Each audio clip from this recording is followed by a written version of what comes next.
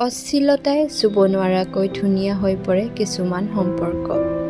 মই যে তোমাক কৈছিলোঁ, ইমান কাচাপি নাহিবা মোৰ, মই শেষ হৈ যাম তোমাৰ আদৰবোৰত। শাৰীৰিকটো নাছিল এই তৃপ্তি, তথাপিও শেষ হৈ যোৱাৰ ভয় আছিল মোৰ।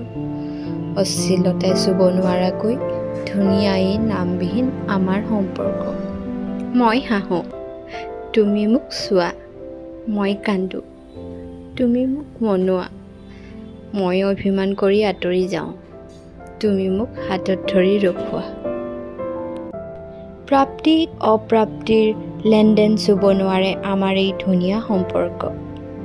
মই জানো, তুমিও জানা যে ইজন সিজনৰ বাবে নহয়, তথাপিও হেৰুৱাৰ ভয় কৰোঁ আমি আমাক। তুমি মোক প্ৰশ্ন কৰা, গুচি যাবা ন এদিন মোক এৰি?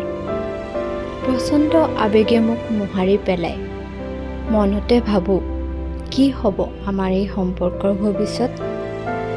ভাগ্যই নিৰ্ধাৰিত কৰিব নোৱাৰাকৈ ধুনীয়া হৈ পৰে এই সম্পৰ্কবোৰ। অধিকাৰ বা দায়িত্ব বুলি নহয়, নিস্বাৰ্থভাৱে ভালপোৱা আছে আমাৰ এই সম্পৰ্কত।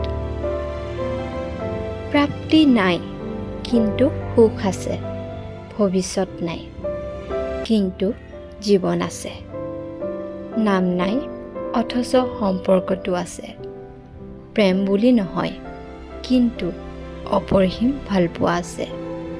সদায় লগ নাপাওঁ, কিন্তু স্মৃতি যথেষ্ট আছে।